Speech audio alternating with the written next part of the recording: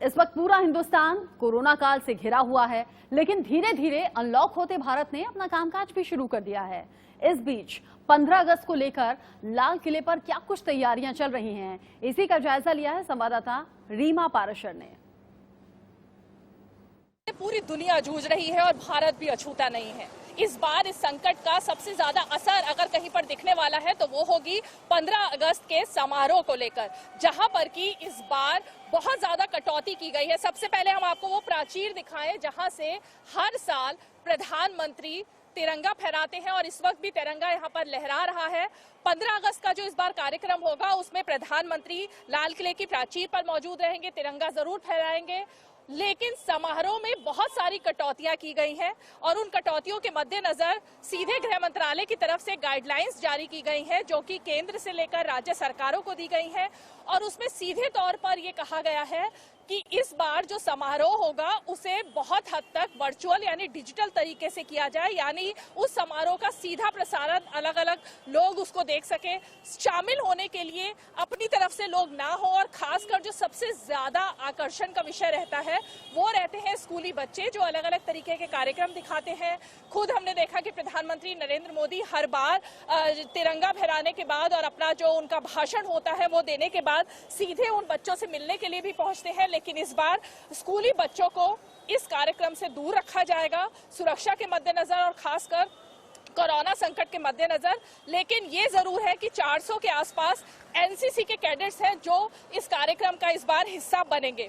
दूसरी तरफ वीवीआईपीज जो सबसे ज्यादा बड़ी संख्या में इस कार्यक्रम में शामिल होने के लिए और प्रधानमंत्री का भाषण सुनने के लिए मौजूद रहते हैं, उनके लिए भी एक अलग से इंतजाम किया गया है। देखिए, पहले आपको दिखाएं तस्वीरों के जरिए कि किस तरह से तैयारी चल रही है।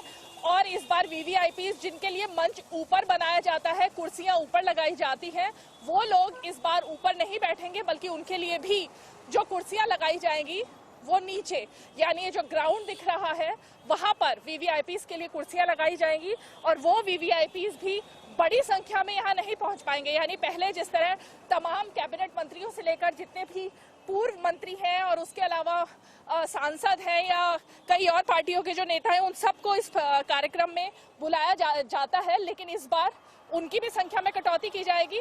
बहुत ही सिलेक्टेड होंगे जो कि वीवीआईपीज इस बार कार्यक्रम में शामिल होने के लिए आएंगे।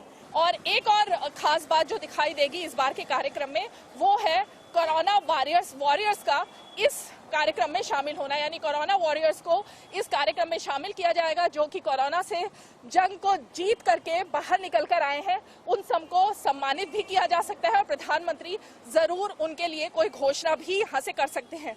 तो ये कहना जरूरी होगा कि 73 साल में ऐसा पहली बार हो रहा है जबकि इस पूरे कार्यक्रम से लोगों को भी कम दूर रखा जाएगा और खासकर इस कार्यक्रम को बहुत ही ज्यादा सीमित किया जाएगा।